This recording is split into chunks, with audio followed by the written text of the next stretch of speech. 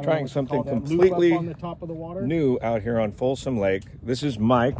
Hello. And Mike, you actually ran a charter service for years in Mexico. I do. And you contacted me, you're living up in Placerville now, and you wanted to come out on Folsom and try jigging. Yeah, slow pitch jigging is a new technique out of Japan, and it's for deep water. And especially in, during the summertime when this lake, water temperature gets hot, those big fish are down on the bottom trying to stay nice and cool.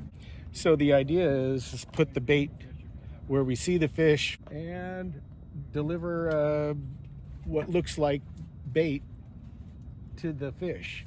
And what you're doing is you're lifting that jig up, you're pulling it up, and then you're letting it fall back down so it swims back down to and looks like an injured bait fish.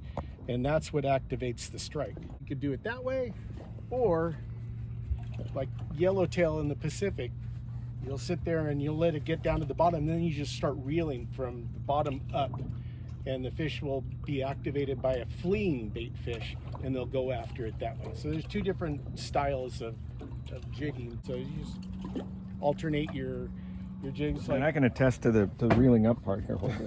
That was a little one. So my first drop down and reel up on this jig right here, I hit a salmon at about 20 feet as I was reeling up. It caught me completely off guard. We saw it jump right behind the boat. It was probably a 2-year-old king, maybe 4 or 5 pounds. Lost him. But I mean, now I expect it to happen every single time. So absolutely. You may have actually done some psychological damage to me. It's like you don't really know when they're hitting the down, when they're on the drop, until you give that tug, and all of a sudden, okay, got something on. All right, it's a couple of days later. We tried jigging for another couple of hours after we made that brief video, and we didn't get anything else. But I will say that that initial strike caught me completely unprepared, and it was super exciting. And I do think there is something to it. There were a couple of instances later in the morning. We were trying different spots on the lake, looking for structure, looking for fish, where you could see the jig dropping down on the sonar and going back up, and you could see fish moving on the screen over towards it to at least take a look. I definitely think it's worth trying. I think most of you understand the basics of jigging. They're not rocket science.